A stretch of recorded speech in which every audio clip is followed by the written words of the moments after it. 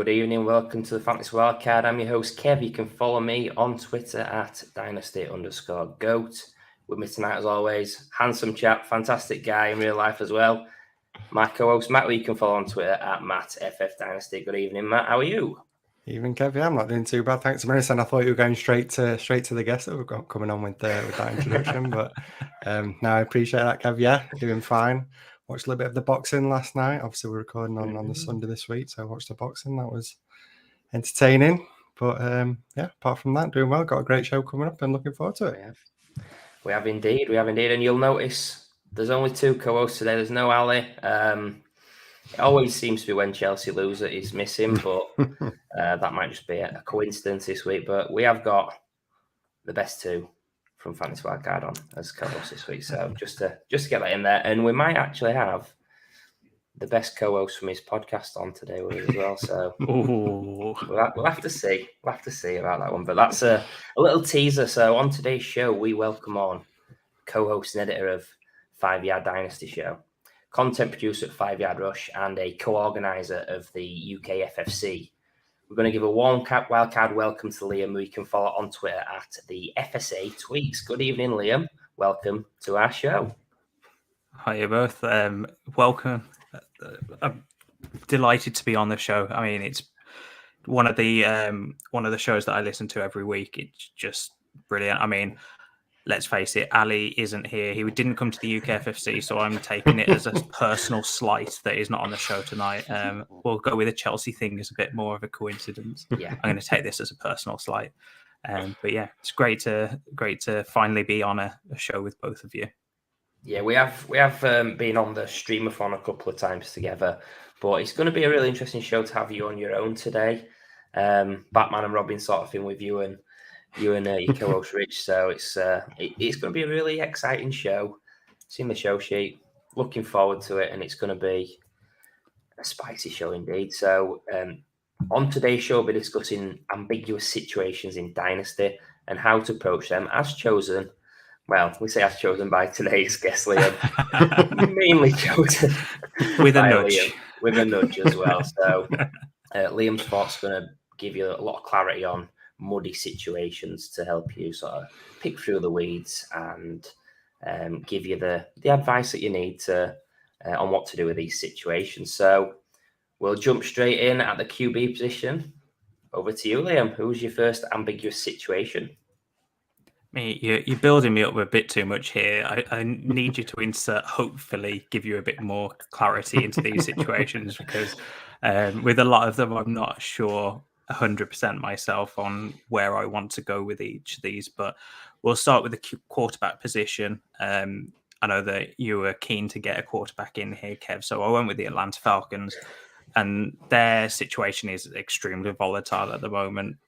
You've either got Marcus Mariota coming back to Arthur Smith, who benched him for Ryan Tannehill in Tennessee, and then you've also got the third-round rookie pick Ridder. Now, to me, this situation is completely unknown. It's essentially like a roll of the dice. You either have the three scenarios that I see is Mariota starts for the full year and runs off with the job, and Ridder never gets a chance to sniff it. I also think that's the least likely to happen. I think Ridder will come in and kind of show enough for the Falcons organization to not pick a quarterback in 2023, and then as you kind of guessed from that last one, Ridder as the last scenario is Ridder comes in and you don't know what's going to happen in 2023 because there's potentially a new quarterback coming in, especially if they get a high first round draft pick. As one of the Falcons fans, close your ears, one of the worst rosters in the NFL, in my opinion. If the Falcons do get one of the early firsts, then you're most likely looking at an early 2023 quarterback, and that doesn't spell anything good for either of the two quarterbacks currently on roster that are worth rostering in fantasy football. So for me, I think my prediction's somewhere in the middle of the last two scenarios that I pulled out, where I can kind of see Mariota losing a job around mid-season, and then Ridder coming in for a minimum of 4 games. So that's just after the bye week in week 14, all the way up to a maximum of about 12 weeks. I don't think that Mariota will lose the job within the first 4 weeks of the season. So I can kind of see that sort of stuff happening, but then who knows what Ridder actually looks like? We're trying to predict a rookie coming into the NFL, and everyone knows that's not the easiest thing to do. Else we'd all be extremely good at fantasy football, and the draft would be pointless because everyone knows who the best quarterbacks and etc. are going to be. So, personally, I think that you could even see a seesaw type situation where. Cast your mind back to 2017, 2018 when Winston and Fitzpatrick were battling in Tampa Bay, and you didn't know who were going to start each week, and you're trying to pick up on Thursday, Friday night who the news was telling you was going to start that week. You could even see a situation like that in Atlanta. So for me, I think Ridder is probably the one that has the most upside in 20 or in Dynasty in general, but going into 2023, I think it's a very tough prediction to make. And if you have Ridder, then personally I'm selling him as soon as he's named the starter, because I can see his value going up, but I also see his value completely dropping off the face of the planet if he doesn't do well within the first 2-3 weeks. Yeah, I think this is a great way to start the show, Liam, because I think this is probably one of the most interesting situations out of all the ones I think we're going to talk about, because there's a lot of things to think about. Obviously, the two quarterbacks that we're talking about, I feel like they're both pretty similar in the styles of play. Obviously, we know both of them have got that rushing upside, and obviously we're talking from a fantasy perspective. And I think that makes it really interesting, because if we just think of say, this year, if you could manage to get both of these guys, and you've potentially got I think a solid QB2 with that upside, with the rushing ability. It's just like you said, knowing which one it is that starts. So if you can lock down both of them, I feel there's potential there with having these guys. But then, like you touched upon, the counter side to that is obviously the roster that the Atlanta Falcons have got outside of Kyle Pitts and Drake London. There's not really that much to get excited about. Cordell Patterson obviously had a solid year last year, but beyond that, the roster's not great. So then you think, well, this is a team that's going to struggle. Like you said, if they do get that early pick in the draft next year, then we're looking at a situation where neither of these guys are going to be starters moving into next year. So I find the entire situation really interesting. I do like the potential upside in both of these guys. But like you said, the risk there is pretty high. And I think I agree with you, to be honest. I feel like Mariota is going to get that start, and I feel like he's going to hold it down for quite a while. But like you said, as we move on through the season, if we're starting to get towards a situation where the Falcons don't look like they're going to get in the playoffs, or they're obviously really struggling, then I feel like the Falcons are going to at least want to see what they've got in the quarterback that they selected in the third round in Ridder, see what they have in him. And then obviously beyond that, move on if he does struggle when he comes in as well. So, yeah, I think on the whole, really interesting situation. Ridder's a guy that I really liked before the NFL draft and got him QB4. And after the draft, I actually moved him right up to my QB2 in my rookie rankings. But to be honest, that was more down to others falling rather than me wanting to raise him any higher. So, yeah, I think he's an interesting guy, Ridder. But as you say, a lot's going to play on what happens this season. But I feel like the upside's there with the rushing. Yeah, I think it's a great shout on picking this situation. It is a coin flip. It is a dice roll as such for these guys. So it's going to be interesting to see how it pans out. I think best case for Ridder is maybe a Jalen Hurts situation where he comes in and he shows enough to sort of keep his job for a little bit longer than we expect and giving you that window to sell in Dynasty. But I agree with what you were saying, Liam, about whoever shows out. It's something you're looking to sell whenever you can, because even though I love both these guys, Mariota, what a guy. Ridder, he was my QB2 this rookie class. They're not guys I'd be confident long term. So, speaking of unconfident long term, we're going to come on to your next ambiguous situation. It's an interesting one, this one, Liam, because we've had a couple of guys on the show that have been bigged up. So, you've got to tell us who's wrong. Well, personally, I'm going to go with the guy that I've been hyping up for the entire off season at his current cost. So for the listeners, we'll be traveling over to Kansas City. I've picked the Chiefs running back room, and I'm personally on the CEH hype train. I know that Paul was on here hyping up Clyde Edwards-Helaire quite a bit. We had Paul on the 5 Yard Dynasty show a few weeks back, and we spoke about some difficult conversations, as we called it, where we're talking about things that maybe aren't likely to happen, but don't seem to be talked enough about. And Clyde Edwards-Helaire came up where no one seems to be talking about his ADP and his value rising. And I think a lot of that comes down to the fact that he was so overhyped coming out of college. I mean, he in that running back class, it was a good class anyway. I mean, there was 4 or 5 guys that people were throwing as the running back 1, running back 2. No one really knew where to go. I was massive on Jonathan Taylor and saw him as a guy in his own class. But I mean, CH, when he got drafted to the Chiefs at the 32nd pick, that meant that his stock went to the moon, and everything from then on with CH is going to be the next Todd Gurley or repeat running back 1 for 20 plus years. It was crazy the amount of hype that he got. I think we're seeing the backlash of that now, where he didn't live up to that hype and realistically didn't live up to half of that hype. He hasn't been great the first 2 seasons. But I think a lot of that does come down to the injuries that he sustained. I think when you look at that situation, coming back to the ambiguous situations that this episode is about, I think that people saw Ronald Jones as a massive threat, kind of like a Darrell Williams last year kind of level of threat in terms of production. But I don't see that from the camp reports that I'm seeing.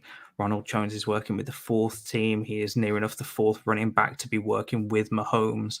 I mean, I'm not a huge person, and if Ali was here, I'm sure he'd be laughing right now, because I've told him multiple times not to get bogged down in all the camp hype that is coming about, and I know that he just wants to get hyped about everything.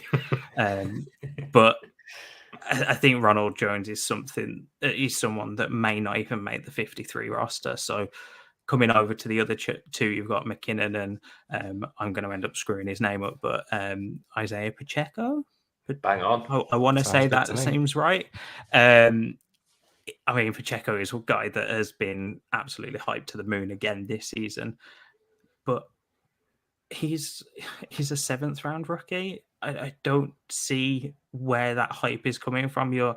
2 years ago, we were saying that this running back that went 32nd overall in the draft is going to be amazing, and now that we've got this 7th rounder is going to take over those snaps and that role. I just don't see it.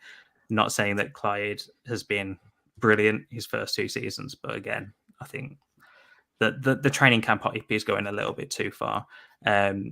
Going over to Clyde a little bit more, he did have 2 100-yard games last season in weeks 3 and 4 before he got injured in week 6. And then after that, his season kind of teetered in and out because he was in and out of games. But to me, running back 28 in DLF ADP, I know you guys use keep trade cuts, so I don't know what the ADP is there, but running back 28 to me feels really, really low. I mean, he's easily got, I think his floor, if he plays all 16 games, is running back 24. I think that his ceiling is going to be late running back 1. So where do you guys fall on this? So I've been known to be a Clyde Edwards-Helaire basher. Before he got drafted to the Chiefs, I famously said he'll never be a top 15 dynasty running back, and then he gets drafted Looking to the good best so situation on earth. So, I mean, he jumped up to be like top 10 straight away. So I had egg on my face before I'd even played a snap. But I think the way I see it going this season is it will be Edwards-Helaire that gets the opportunity. And if he can't take it, then like Andy Reid's done in a lot of the previous seasons, he's stuck another guy in, then he's stuck someone else in, and he's not shown any loyalty. He's He's not monogamous. He likes to spread it about. Does a big red. So yeah, I do like what I've seen from Pacheco, but maybe that's a cam pipe getting to me. I tend to avoid it, but he's looked really good in the clips. He's looked good in preseason as well. But I think a lot of people like him for the name, don't they, Matt? What's his name translate as? Well, Pacheco, I believe it's it's meant to be somebody that smokes a little bit of the weed, I think. So maybe, like I said, I tweeted about it, maybe that's why everyone's so high on him. I think there's some kind of connection there. That pun there. Love that. So yeah, we'll move on to the next ambiguous situation at running back, and this one's a pretty solid for the Wildcard boys. So take it away, Liam. I'll try not to speak as much on this one, but I suppose this starts off with me saying I'm officially scared of Antonio Gibson. To start with, this offseason when the draft happened, I was kind of unsure on how Brian Robinson, the new rookie, was going to impact that role.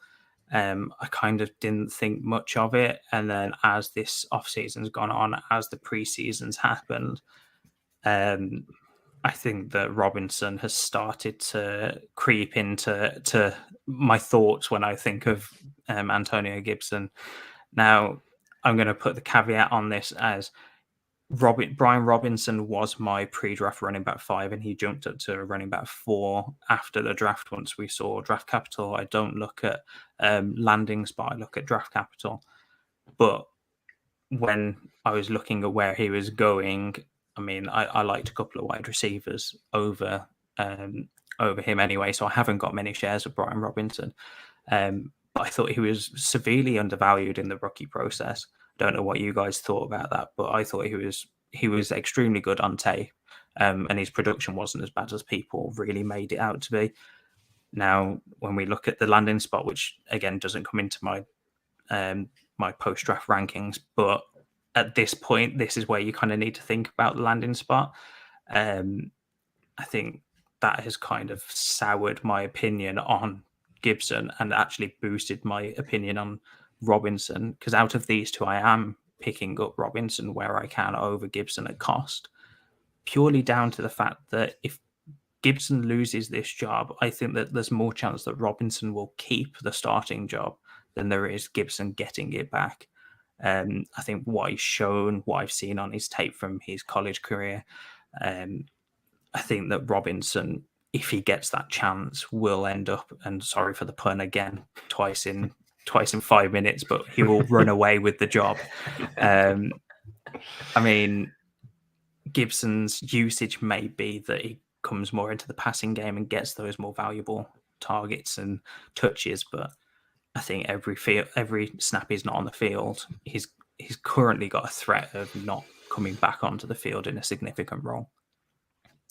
Yeah, well, I'll start by saying I think as good friend Paul Pickens going to be absolutely loving you coming on, Liam. Obviously talking about kind of now bigging up Brian Robinson. He was on the show last week, and he was actually his wildcard selection. And let's just say I wasn't too kind with my words on his selection, even though obviously the ADP is super low for Brian Robinson. But unlike yourself, Liam, I've not really been super high on Brian Robinson. But the guy that I've been super high on is Antonio Gibson. But I will say that, yeah, I'm officially starting to get really worried about Antonio Gibson, just the way it's all playing out, the fact that he's returning punts in this offseason and in preseason. Yeah, I mean, I'm officially worried. But on the flip side of that, I still do believe in Antonio Gibson's talent. I still believe he's the best running back on this backfield, and I'd say arguably by a fair distance. It was interesting, like you said, to see Antonio Gibson used a little bit in the passing game this past weekend. Had 3 receptions for 37 yards. I mean, this is something we've all been crying out for with Antonio Gibson. We know that he was basically a wide receiver. I think he was actually listed as a wide receiver for both his years in college with Memphis. Had over 700 receiving yards and 8 touchdowns in his final season as a wide receiver. So the fact that we know he's that player, that's probably more his position than actually a running back.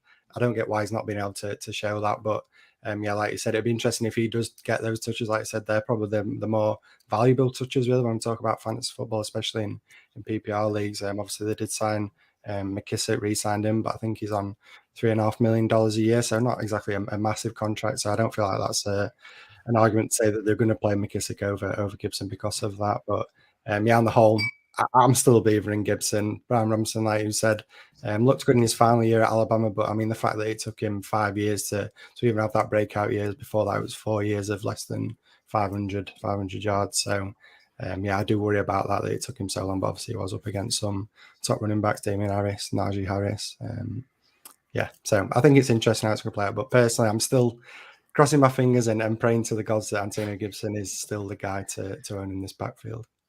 Yeah, it's got to be one of the most uneasiest feelings to be pro Gibson with how it's panning out right now. I know us Wildcard, all three of us have been above consensus on him, so we're going to probably down that hill, and it might be the right or the wrong thing, but we'll just have to see how it goes. But yeah, now we're going to move from the worst team in the NFC East to the another team in the NFC East.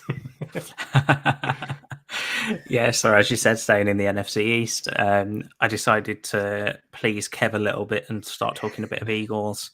Hey, there it is. The hat. So yeah, the Eagles running back room. I mean, as you both probably know at this point, Kenneth Gainwell is my guy. He was last year. I was massively hyped about him, and then when he went, I believe it was the 5th round, I was essentially heartbroken. As Matt probably felt when Michael Carter went in the 4th, that was probably me for Kenneth Gainwell in the 5th. Yeah. And then going to the Eagles as well. Sorry, Kev, but that's not the landing spot you kind of want for Gainwell. So he's currently running back 45 in DLF July ADP. But I think that there's some sneaky things that Gainwell did last year that has kind of gone under the radar now. I didn't do this research, so I've pinched this off Hannah Rowland, who you had on the show again. So she put out a tweet back in March time, and I took this as basically confirmation that Gainwell's the best running back from last year's rookie season. So he led all rookie running backs last year in just last year's class with fantasy points per touch at 1.2. Now, considering that is 0.3 fantasy points over guys like Najee Harris, I know that there's a lot of volume difference there, but I think that is just a sign that Gainwell can produce if he gets that volume. Now, I'm not saying that he's going to get Najee Harris's style volume, especially in an organization that has basically shown that it'll never, ever use a running back as a workhorse and will always stick to committee type roles. But with Sanders missing practices and coming to the end of his contract, as well as Boston Scott signing for a 1-year deal, after this year, Kenneth Gainwell is the only running back on the roster now, or only running back on the roster that's worth rostering in fantasy. When you look into 2023, my biggest worry is not them re-signing either of those guys, but bring in a running back for the future in the draft or even in free agency. But I think it's going to be in a draft. Now, Gainwell has the potential, and I think if Sirianni does give him that chance, he will exceed his current cost. And I like his upside over Sanders, who's currently going at running back 29. But to me, Gainwell is the guy to own in that backfield, because if Sanders goes down, I think it's going to be some sort of 50-50 split between Scott and Gainwell, and I think Gainwell is going to be the more productive one out of the two. Yeah, Miles Sanders is a real head scratcher for me, because the rookie season he showed out amazingly. He was excellent in the receiving game, so explosive. He's still an explosive runner on the ground, but the pass game work's gone backwards. The touches per game's gone back under Sirianni. It was going backwards under Peterson as well. So I don't think he's a fit for this Eagles system, this scheme. I think they need a bigger early down, touchdown sort of red zone guy. I mean, Jordan Howard got signed off the street last year to fill that role. So I don't see it happening for Sanders as an Eagle. I still think he's really talented. He might do it elsewhere, but if you're a free agent this year with that rookie class coming in, that's amazing at running back. It's just such a tough thing to get excited about and know that he's going to get a good landing spot, which you can't predict. Gainwell, I'm with you on Gainwell. I think he's shown now to be really good. The thing is, he's got a defined role within the offense as a sort of a change of pace, a receiving back, and that makes me think that with the way that Sirianni has come from the Colts and used several backs, that this will continue moving forward. Even if they do sign a rookie, I think Gainwell's going to keep his job and get the Naeem Hines touches in that offense when he was used. So I'm fully with you. I've got these Sanders and Gainwell pretty much back to back in the sort of early to mid 30s, which 16 spaces gap at DLF. I've got them like 2 gaps. So I never draft Sanders and I draft quite a lot of Gainwell. So 2 thumbs up from me. Eagles. Right. So we're now going to move on from my team to your team, Liam. Indeed, you're repping your team. I've got to rep mine while I'm on here. So that's Green Bay Packers. We're going to move over to the wide receiver room. Now, I have a lot written here, but this is one that I was unsure on whether I actually wanted to include because this probably isn't going to fill the listeners with a lot of hope, but I actually have no idea what this room is going to look like a year from now. And that is the whole point of this exercise, but I have no idea. I don't have a prediction, really. I think the most likely prediction is we'll see a good bunch of wide receivers in the 600 to 900 yard range. But I think we'll see maybe one over 1,000 yards, and it won't be that many over. I think the ball will be spread out a lot more than it has been, especially with Devontae Adams being there and him being basically the top target by a good stretch. I just think that receiving core is very tough. Putting it very diplomatically, very tough to figure out. So if I had to pick one, I think Christian Watson, wide receiver 43, is the future for Green Bay. The Green Bay front office traded 2 first-round picks to move up with the Vikings to the early second, 2 seconds to move up to the early second. Sorry. And reports are that they even wanted to move up into the first round with those 2 seconds to take him. So they obviously really wanted him. They have a defined role for him. But if we're looking for this season, I can see Lazard being that easy flex consideration at wide receiver 54. I think that is easy points for any competing roster. And one other guy that I wanted to touch on is Romeo Doubs. Again, coming back to the camp hype, I'm not going to say much more than stop with Romeo Doubs is going to be the wide receiver 1. Yes, the opportunity is there. The receiver room is completely open. But we've seen articles just this week saying that he's the current wide receiver 4. So let's take it with a pinch of salt that he's doing well in the preseason, just like Isaiah Pacheco and every other preseason rookie, I suppose. I mean, we've got to get excited about Summit, Liam, during this time. I mean, we were so excited for the NFL season starting. It's like a guilty pleasure, isn't it? We have to get hyped about these camp reports and stuff. But yeah, I'm fully with you. I think it's again a really interesting situation. I'm like you, Liam. I ain't got a clue. I mean, you're a big fan of the Packers, so I feel like you probably know better than what I do when it comes to the Packers. But yeah, it's hard to pick out a single guy, and it's funny because I feel like everyone thinks, well, Aaron Rodgers, the quarterback there, is one of the best, if not the best quarterback in the NFL. Surely he's got to pass it to somebody, but like you said, I think there's not just going to be one guy that stands out. I agree with you. I think it is going to be spread over 4 or 5 different wide receivers and the tight end as well.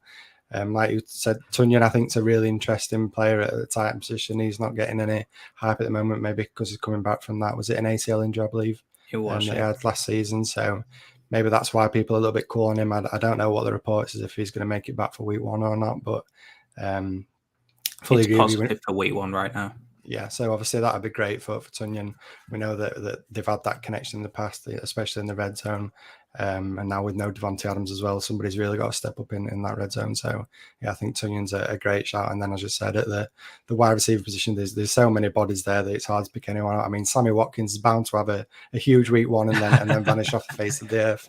Like yourself, I like Amari Rodgers as well. When he was coming in as a rookie, he was a guy that I liked as a sleeper, but never really had that chance up until now. And with Randall Cobb there, it's going to be tough for him to break out this year. So yeah, fully agree. This is one of those positions where you want to get Aaron Rodgers, you want to get that quarterback, but then if you're looking for a stack in Green Bay, it's just pick your poison really and hope for the best that you land on the right one, because it's definitely going to be a head scratcher with these wide receivers.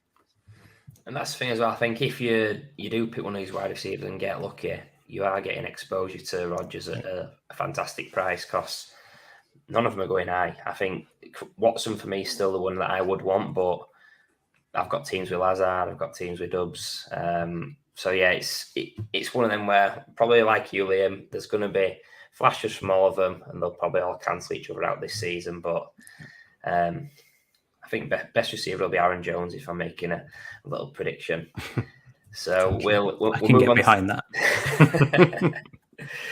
So we'll move on to the next ambiguous situation, and we're going to move over to the AFC South now. Yeah, so Jacksonville Jaguars wide receiver room, but this is another place where I kind of want to talk about the tight end more than the wide receiver.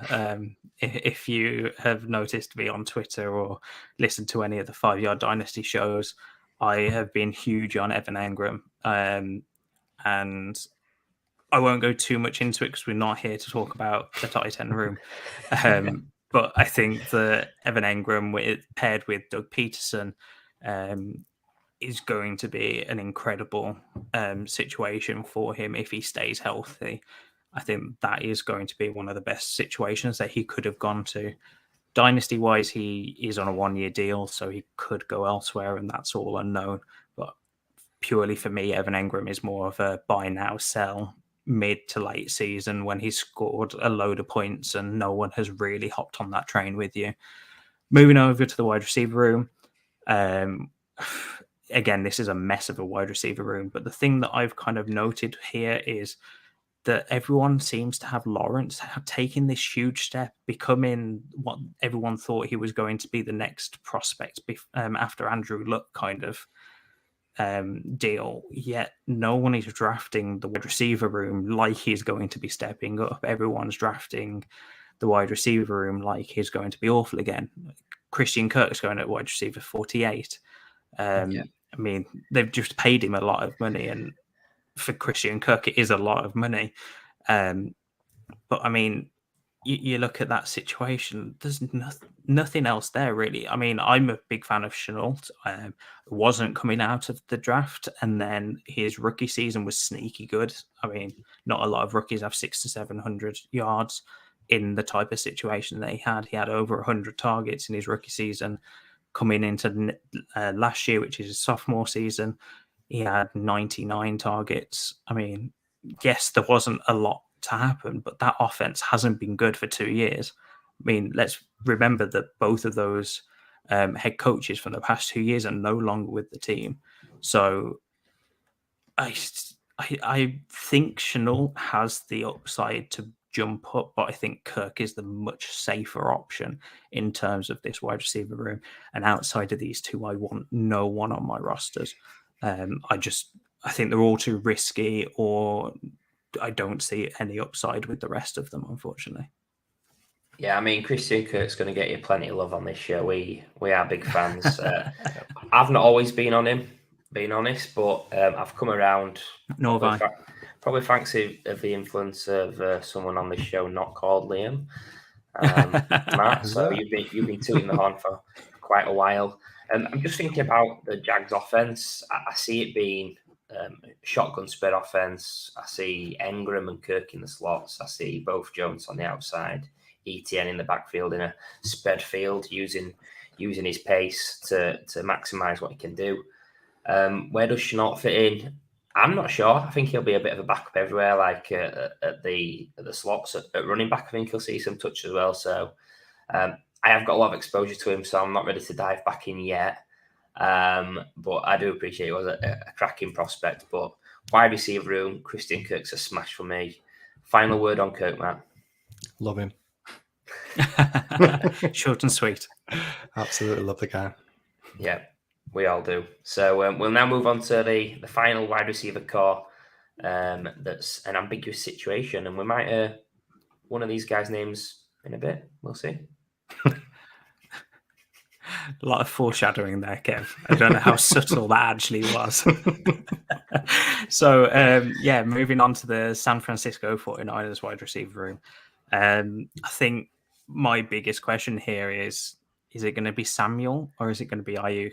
I mean, Kittle's going to get his work, but reports are that Lance is loving Ayuk a lot more than Jimmy G used him. I mean, Ayuk was in the doghouse for the early part of last year with Shanahan. But then when he finally got out of that doghouse, I suppose is the best way to call it, through weeks 8 to 18, which is when he did kind of get out of it, and straight after the bye, he was the wide receiver 24 in points per game in the same time frame. To me, that is what you're looking for in upside, especially at his cost, which is wide receiver 42 right now. I think that's, to me, is a smash buy at that current cost. I don't know what August or the past month has done, because I'm looking at July and August is coming out this month in ADP. So keep trade cut might be a little bit more up to date in that aspect, but I think anywhere above the wide receiver 30 mark, I'm smashing Ayuk right now. Coming over to Samuel, I'm not sure what's going to happen with Samuel. He's currently in that wide receiver 5 to 10 range, where whoever you speak to him, but I think that range completely has a basically, frankly, a high risk of dropping off completely. I don't think he's going to be in that running back room now that he's got that new contract and hopefully more healthy running backs there, especially with my guy TDP, hopefully doing what I've pushed him to do for this offseason. Sorry, Paul. I was going so well until I mentioned that running back room. But yeah, I think Debo, he's got such a high variance. He could equally have another great season and be pushed up to essentially wide receiver 3. I don't think he overtakes Jefferson or Chase, regardless of what happens to either of those seasons this year. But I think Debo has the chance to jump up to wide receiver 3 in dynasty value talk. Equally, I think that he could really drop down if he's not used in the same way as last year. I do think that, as I said, with a healthy running back room, he's going to be more used as a wide receiver and therefore get more meaningful snaps and targets. But yeah, I'm snapping up at cost Ayuk over Samuel every day of the week. And I mean every day. Yeah, like I said, an interesting situation. I'm with you, Liam. If I'm taking either of these guys, it's Brandon Ayuk, which is funny because this time last year I was the one that was saying Debo Samuel was the one I wanted when everyone was high on Ayuk. Obviously, I loved Ayuk when he came in, getting that first round draft capital. Loved Ayuk, but I liked the value of Debo Samuel and everyone thinking that he was the wide receiver 2 there. So, yeah, it's funny how it's all flipped now, and I'm just shooting for that value again. And like you said, wide receiver 42 is absolutely ridiculous for Ayuk. I understand there's concerns. Obviously, we've yet to really see anything from Trey Lance, just the 2 or 3 games that he did manage to play last year, but it was obviously Jimmy Garoppolo for most of last year. We know the upside there with Trey Lance, the rushing ability, but also that cannon of an arm that he's got as well makes him a really interesting quarterback. But the 49ers did rank 31st in pass attempts last year, so does that take a step forward? I'm not sure, to be honest, because we know Trey Lance, that rushing, you feel like you've got to utilize that really. So when you compare him to Jimmy Garoppolo, a guy that doesn't have that mobility, you'd feel like he's probably the one that would throw it more than somebody like Trey Lance. So I think the volume's not going to be super high, and you've just spoke about the 2 wide receivers and obviously George Kittle there as well. There's 3 top players that are pass catching weapons, and can they all feast in this offense? I don't think they can. There's going to be somebody that stands out and somebody that takes a step back. I feel like Debo Samuel is going to be that one that takes a step back from what happened last year. Hopefully Brandon Ayuk takes the step forward, and George Kittle, again, nobody really knows what that's going to be like. We know that Jimmy G absolutely loved Kittle, so he thrived on that, but now with Trey Lance there, it's another interesting situation. I think that the talent's going to win out there with Kittle, and he will still be a strong tight end. I mean, it doesn't take much to be a strong tight end in fantasy anyway, but yeah, really interesting situation, but at value, wide receiver 42. I mean, I can't get over just how cheap Ayuk is, and I know his good friend Tom Strachan's a huge advocate of Trey Lance, and also stacking him with Ayuk, and yeah, I think I'm there with him. I think it's going to be a really, really exciting stack to have. It's funny you mentioned coming out of the doghouse. If I had to pick a song to match Brandon Ayuk, it would probably the Baha Men Who Let the Dogs Out, just based on him coming out of the doghouse last year. So we're going to move on to our final ambiguous situation at tight end. Over to you, Liam. Let give us a spicy one. Spicy one. I don't know how spicy this is, but I think that the one that really sprang to mind when you asked me for a specific tight end one was the Indianapolis Colts. Now, it's a 3-headed monster. Well, you can call it a monster. I don't know whether anyone would actually agree it's a monster. I mean, you've got Mo Alley Cox returning, Kylan Granson returning, and then the 3rd-round rookie Jelani Woods, who I was really high on in the pre-draft process and post-draft process. I think that in terms of what's going on there, I don't know how they're going to be utilized and who's going to get more targets this year. Going into the future, I do think Jelani Woods is the guy to own. He's got the better athletic profile out of the three. The Colts have obviously shown what they think about that tight end room by taking a 3rd-round rookie who is 6'7", 250 pounds, that runs a ridiculous 40. He runs a 4.61 40 at 6'5", 250. I think that's incredible. I mean, you look at the rest of his scores on Player Profiler, you've got a 94th percentile speed score, which takes into account the speed as well as the size that he obviously is. A 95th percentile burst score. I think that the sky is the limit for this guy. 3rd round doesn't really bother me in terms of if you're not a 1st-round tight end. I don't think there's any difference anywhere between 2nd and probably 4th round. You could be taken anywhere in there. I think with Jelani Woods specific, just going to be a monster, or has the potential to be a monster, especially when you compare him to the other two. I'm not saying Kylan Granson isn't a great athlete, because obviously they're all in the NFL. They're all really good athletes. They wouldn't be there if they weren't. But in terms of NFL athletes, then I think Jelani Woods is the one that's going to prevail. Now, athletic profile doesn't always come into production or equal production, but I'm just concerned about the overall volume that this tight end room is going to get. Looking back to last year, Kylan Granson got 15 targets over a 17-game period. Mo Alley Cox got 45 over a 17-game period. There was really no one else at tight end that was getting targets. So I don't think there's much volume in that offense.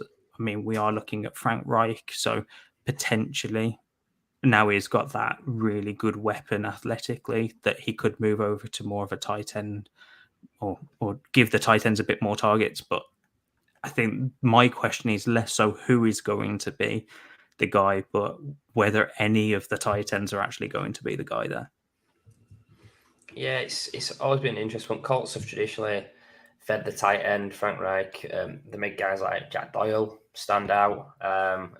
Eric Ebron a few years ago. Eric Ebron, both them two.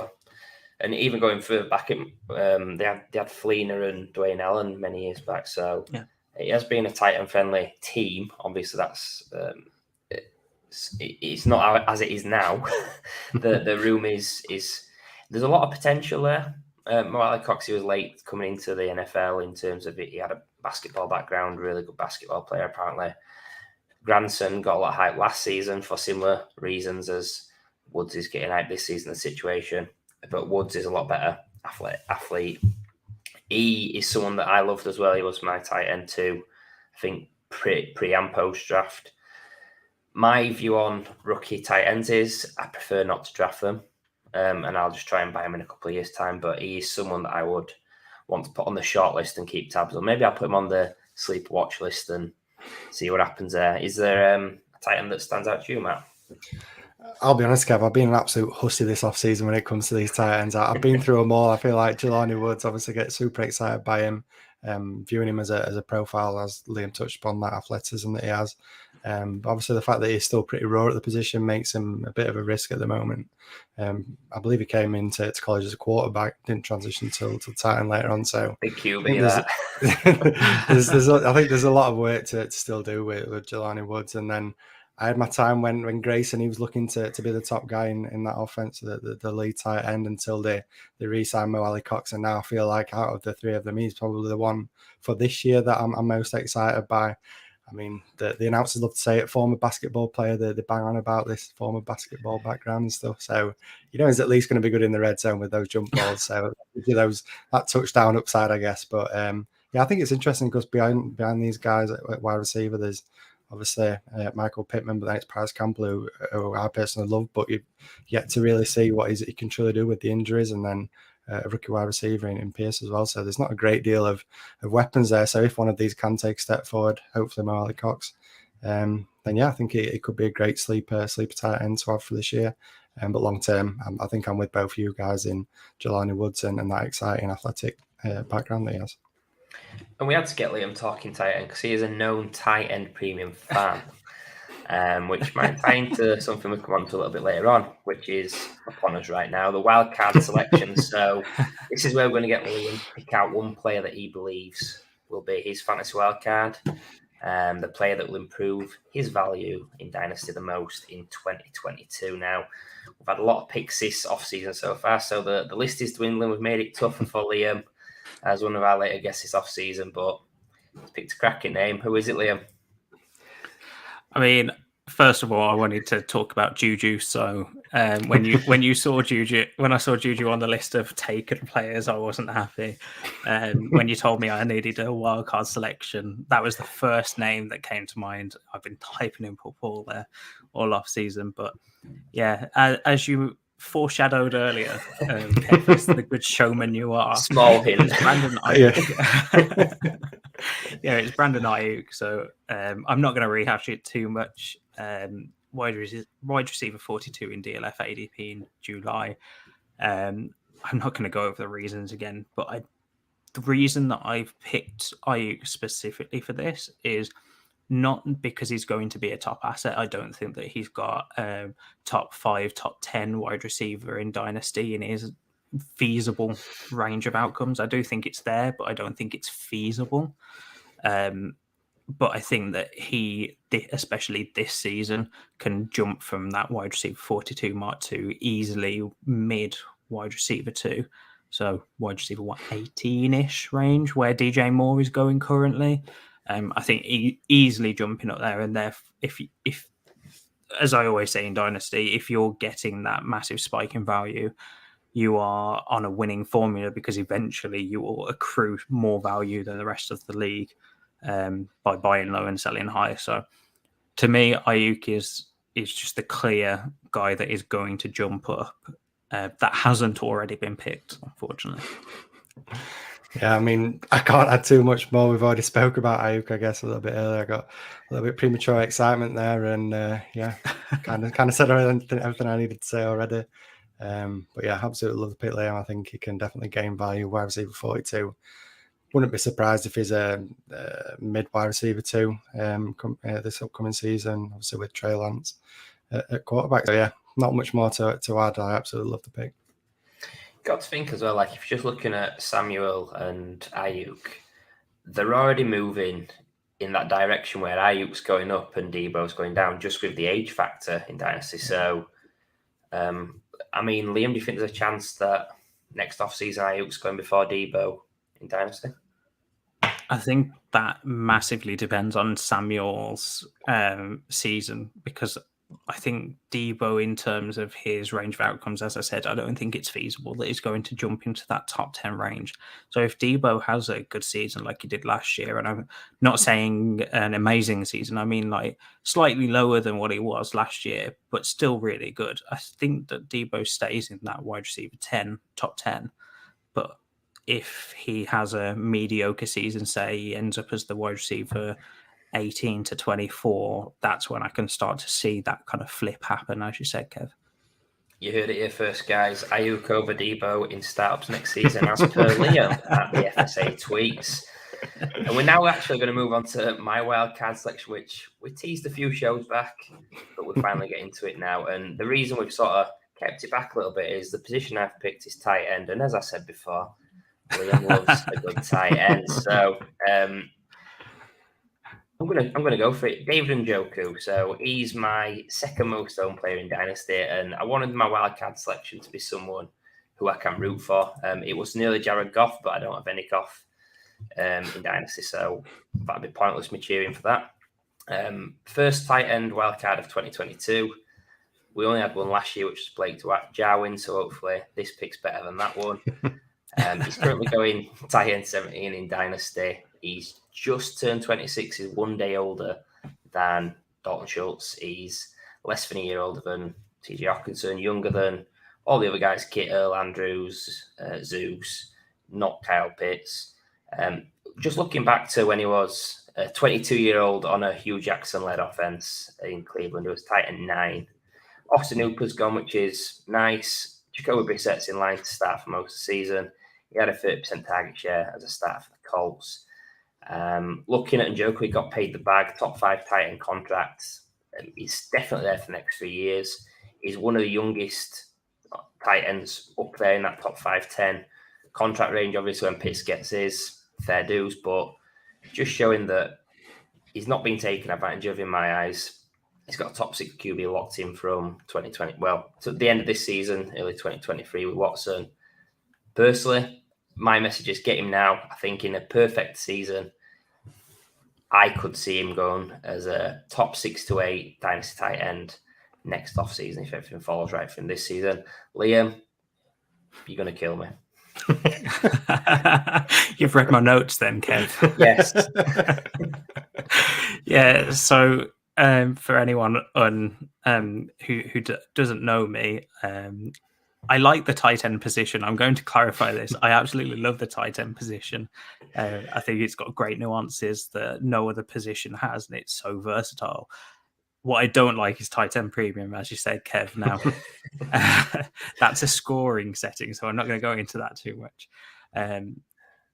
My biggest thing with tight ends is not taking one in what I consider as the tight end dead zone, which is similar to the running back dead zone. I kind of see if they don't have elite talent, I kind of consider them all relatively similar. Obviously, there's different values there, but if you don't have elite tight ends, it's shown over the past 4 or 5 years that the gap between the elite tight ends at the top and then the rest is considerably different. I'm not going to go into it too much because I know that we're losing time and I want to rip on Kev's pick a little bit more. So I'm unfortunately going to pass at cost on David Njoku. I kind of liked him going into the season, but my understanding is a wildcard selection has to go up in value in 2022 the most. And I think Njoku will go up in value purely because of Watson coming back from a suspension. I think that is going to improve his value a good amount from where it's currently at. What I don't think will increase his value is his production this year with Brissett. I mean, who was Brissett throwing to in Indianapolis when he had that 30% tight end target share? T.Y. Hilton and no other wide receiver. I mean, Zach Pascal. Exactly. It was T.Y. Hilton, and then the best second wide receiver in those 2 seasons was Zach Pascal with 40-odd targets. There was nothing else there, so I wouldn't take too much into that, personally, anyway. And as I foreshadowed, Kev, I took a leaf out of your book and I foreshadowed with some of the selections. Engram and Tonyan, I both would I'd take both over Engram over Njoku at cost. So Engram and Tonyan are going as tight end. I believe it's 20 or 22 and 23, 21, 22 in that range, back to back. So 5 tight ends later than Njoku, and I think both of them have a better upside. They've both shown more points in a single season. They've both been absolutely incredible and have less of a competition with targets. I mean, you've got Kirk is the best wide receiver out of both Green Bay's wide receivers and Jacksonville's wide receivers, whereas you've still got Amari Cooper at the Browns. So personally, at cost, I'm taking both of those two, but I can kind of see where you're coming from. I do think that Njoku's value is going up in when we look at this time next year, especially when people get into that redraft mode and they're thinking more about Watson for a full 17-game season rather than the what is it going to be, 5 or 6 games this year. I get where you're coming from, but I would much rather take the other two at this point. Sorry, Kev. We'll keep that last sentence. We'll edit everything out just before that. What a way to wrap up the show. Absolutely love that. Get slammed on the wildcard pick. Yes. Can't believe it. Been so nice as well, Liam. Liam's welcome back anytime. You tried to butter me up too much, mate. What did I say at the start about best co-host? Anyway, that brings us to the end of this show. We've discussed ambiguous situations in Dynasty. Liam, before you go, please remind the audience where they can find you and anything that you'd like to plug. Yeah, so you can find me at the FSA Tweets on Twitter. You can see all of the 5 Yard Dynasty teams work that both me and Rich edit over at 5 Yard Dynasty. And one last thing that I'm pretty sure both of you have maybe seen, the UKFFC are teasing at the moment. I wonder who that could be that's teasing right now. So that's at _UKFFC, which is the very first fantasy football kind of event to try and get that community together. The US has an event called the FF Expo. We were jealous of that and we wanted to do something over here. So we had that very first one, which you both came to. And obviously, as I said earlier, Ali couldn't make it and obviously couldn't make it here. So it's definitely something that I've done. But yeah, go over to that at _UKFFC account because there will be news dropping this week. This goes out on Tuesday, right? Yeah. Well, so news will be dropping. If it goes out on Tuesday, news has already dropped near enough.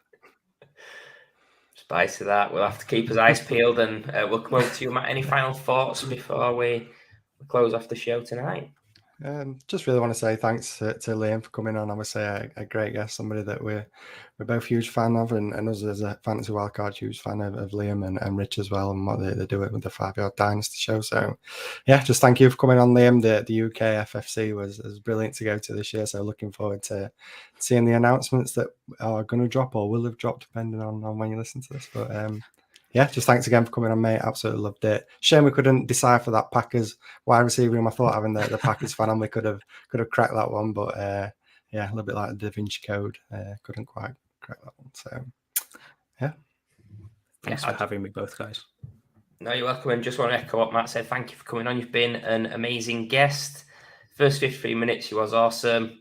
Last couple will. I mean, it were horrible, but I can't be too harsh on the guest, can I really? I can't really be throwing too much shade, but it's been great having you on. It's one of the toughest shows to decipher as well, so really appreciate the efforts in giving guidance and making the picks, including the Super Kenny G. So thank you for tuning in. Be sure to subscribe and follow us on Twitter at Fantasy Wildcard. Also leave us a 5-star podcast review if you enjoyed today's show. It really helps us get in an exposure to a wider audience. Join us for our next show on Tuesday, the 30th of August. We'll welcome on Lewis Wood of King Fantasy Sports to recap the standout performance from training camp and pre-season. Thank you once again. Have a good one.